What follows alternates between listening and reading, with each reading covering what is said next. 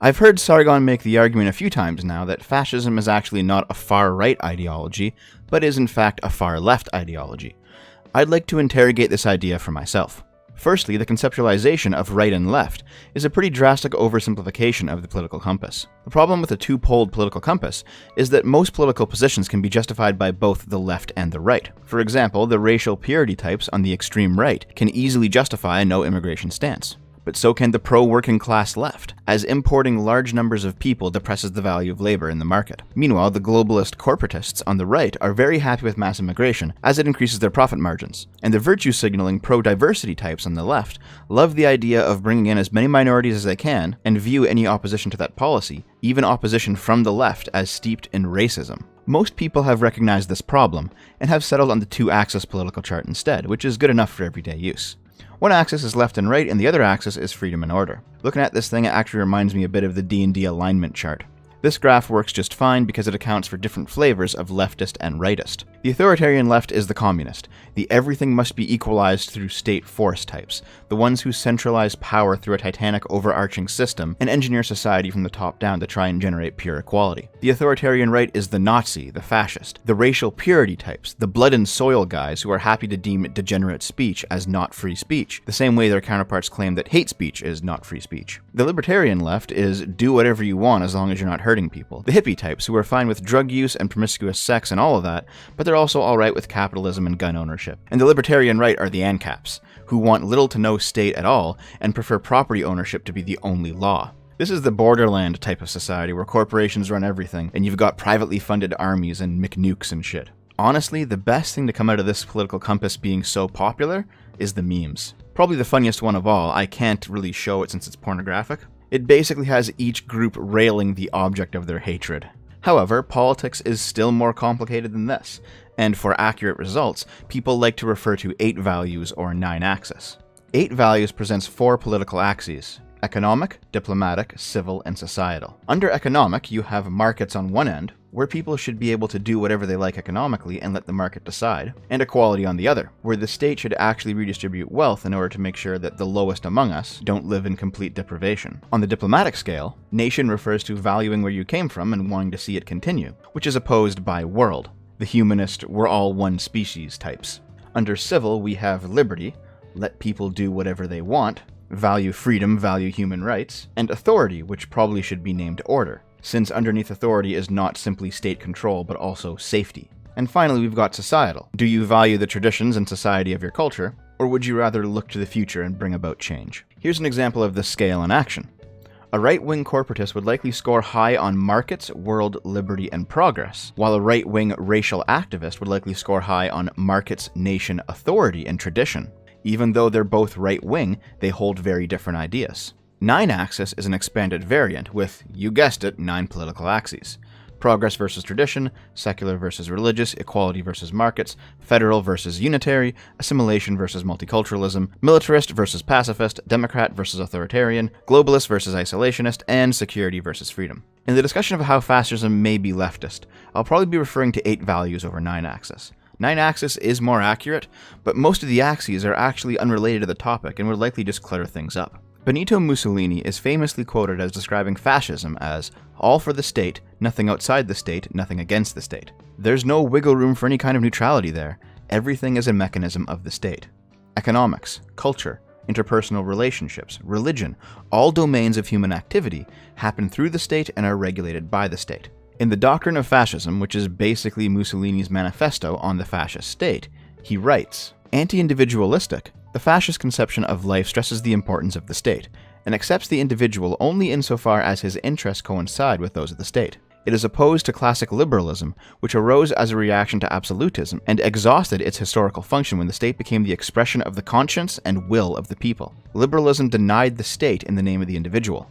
Fascism reasserts the rights of the state as expressing the real essence of the individual. Thus understood, fascism is totalitarian, and the fascist state, a synthesis and a unit inclusive of all value, interprets, develops, and potentiates the whole life of the people. The fascist state, as a higher and more powerful expression of personality, is a force, but a spiritual one. It sums up all the manifestations of the moral and intellectual life of man. Its functions cannot therefore be limited to those of enforcing order and keeping the peace, as the liberal doctrine had it. The liberal state is commonly known as the night watchman state, meaning the liberal state doesn't interfere in the private events of its citizens unless their safety is in danger. The moral justification for this type of state comes from classical liberalism, which is the traditional center of both the two-pole and two-axis political spectrums. Individualism, universal human rights, and the consent of the governed are uniquely liberal political inventions. The purely liberal state remains neutral on all matters except that of security, and allows individuals to order their lives as they like.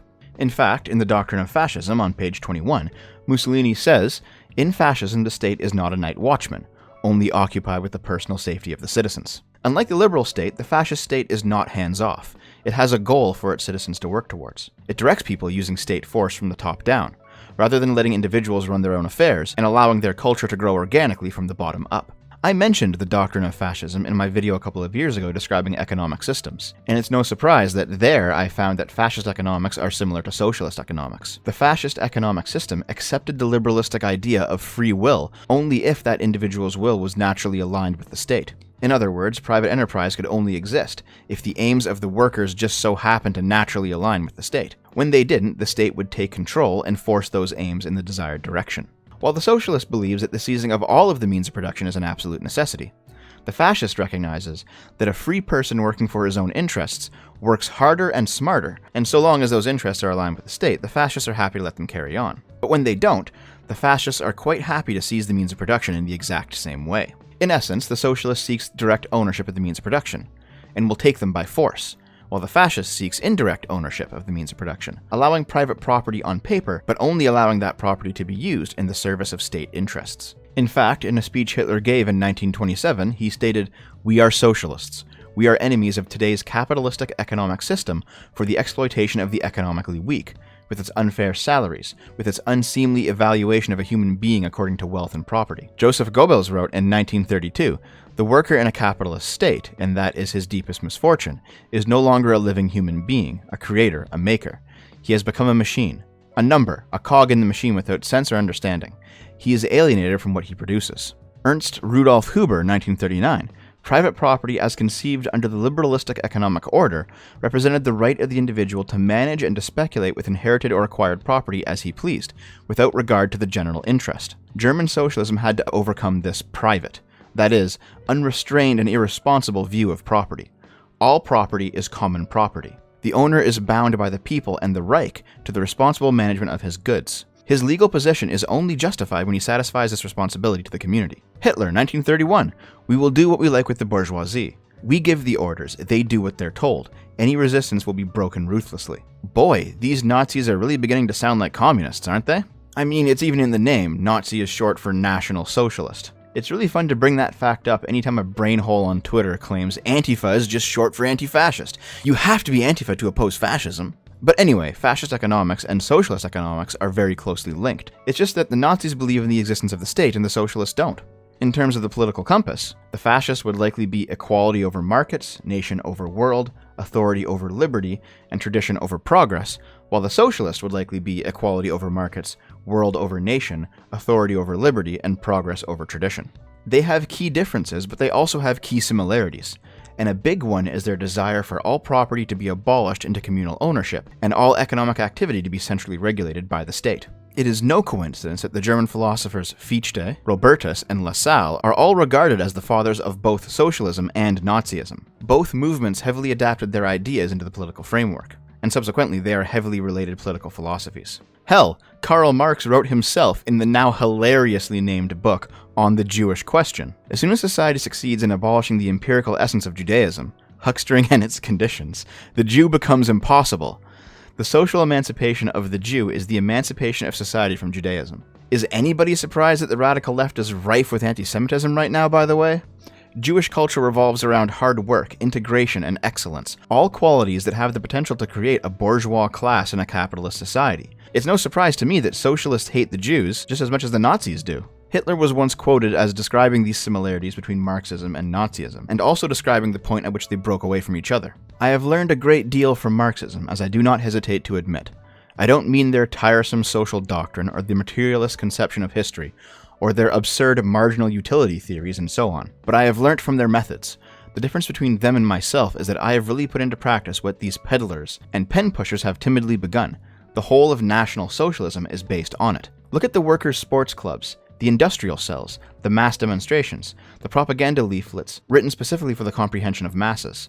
All these new methods of political struggle are essentially Marxist in origin. All that I had to do was take over these methods and adapt them to our purpose. I had only to develop logically what social democracy repeatedly failed because of its attempt to realize its evolution within the framework of democracy. National Socialism is what Marxism might have been if it could have broken its absurd and artificial ties with the democratic order. This is the philosophical grounding of the phrase, fascism is honest socialism. Marx theorized that after the proletariat revolution, socialism would be a stepping stone on the way to communism. The socialist state would take control of every aspect of human life, much like the fascist state, and those citizens that resisted would be re-educated until they internalized the socialist goals as their own. Once all people shared that socialist goal, the state would naturally be shed off, like a bug emerging from a cocoon. With all people having the same one aim, the centralized coercive authority would no longer be needed, and the state would simply fall away as humanity lived in a stateless, classless utopia. This was also their justification for murdering millions of people who proved exceptionally resistant to re-education. Their continued existence prevented humanity from uniting towards one purpose, and counter-revolutionary elements were often seen as being genetically unable to become socialist and needed to be weeded out of the gene pool. Again, are you seeing the similarities yet? Anyway, my point is, Marx's theory was just flat out wrong.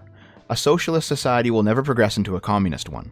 The socialists that realized this either became fascists, like in Germany or Italy, or they clung to the socialist or communist labels, but ended up creating states that functioned identically to fascist ones, like in Russia and China. If they're functionally the same, with only aesthetic differences identifying them as separate, then the quotation, fascism is just honest socialism, seems to be true. I used this graphic in my Who I Miss video to describe how my generally center-left political stances became known as far-right over time, due not to any change in me, but to the shifting of the Overton window, which is the boundary of what is considered to be acceptable political discourse by larger society.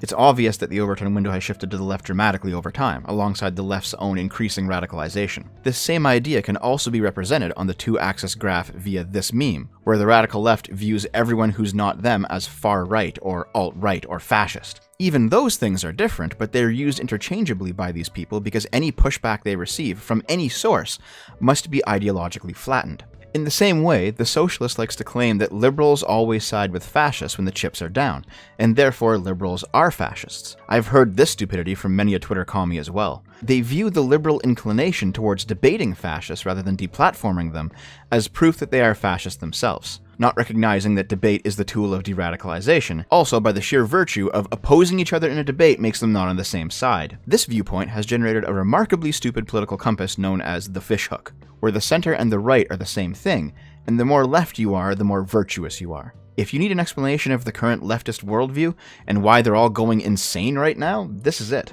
In terms of 8 value, though, the radical left can be represented as equality over markets, world over nation, authority over liberty, and progress over tradition. However, from their point of view, as seen by the fishhook and by their propensity to deplatform everyone, any difference from their 8 value arrangement of alignments is considered the same difference, even when they're not. So everyone they don't like is a Nazi. When Sargon says something like, fascism is a product of the left wing, that seems to be a simplification, stemming from a reliance on the oversimplified two-pole political compass. On 8 value, fascism and socialism both share their positions on economics, equality over markets, traditionally a left-wing position on the two-pole scale. And they also share their positions on the civil axis, authority over liberty, traditionally a right-wing position on the two-pole scale. And I certainly don't see anybody but modern-day communist apologists rushing off to declare the Soviet Union a right-wing state. So I would personally say that attributing fascism to the left or socialism to the right is probably false just because it's an oversimplification of the issue. A more accurate phrase would absolutely be, fascists are just honest socialists. Whenever you bump into a commie, just tell them that you want freedom from communism or something like that, and stick to that position like glue. You don't have to mention that fascism is leftist. They will eventually admit to having to use force on you to solve the problem of your existence. That's the underlying subtext of them calling you a bootlicker, by the way. Because frankly, the way they see it is that you're licking the boots of their enemies, and they would rather have you lick their boots instead. In the end, fascism may or may not be left-wing, depending on which way you decide to dumb down the conversation. But what we can definitively say is that fascism and socialism are the same thing. They both claim to be the next step in social evolution, that liberalism has been exhausted and must be replaced by the new order. In the same way that liberalism replaced feudalism and feudalism replaced tribalism, both the fascist and the socialist create a conceptual evolutionary link, claiming that liberalism has outlived its purpose, and it's time for society to move on. They both seek the total resculpting of humanity into one purpose, one role. The socialist state only transforms into a communist utopia after all people accept the socialist idea into their heart. Meanwhile, to re-quote Mussolini, the fascists believe that the state is the expression of the conscience and will of the people. They both view the state's function as to organize all of humanity under one ideology. The socialists might, on paper, wish for a different outcome than the fascists, but they do the same thing with the same methods and end up at the same result. So, if you need a justification to reject the current socialist trend in Western nations, then it is this. To reject fascism is to reject socialism. In all the ways that matter, they are one and the same.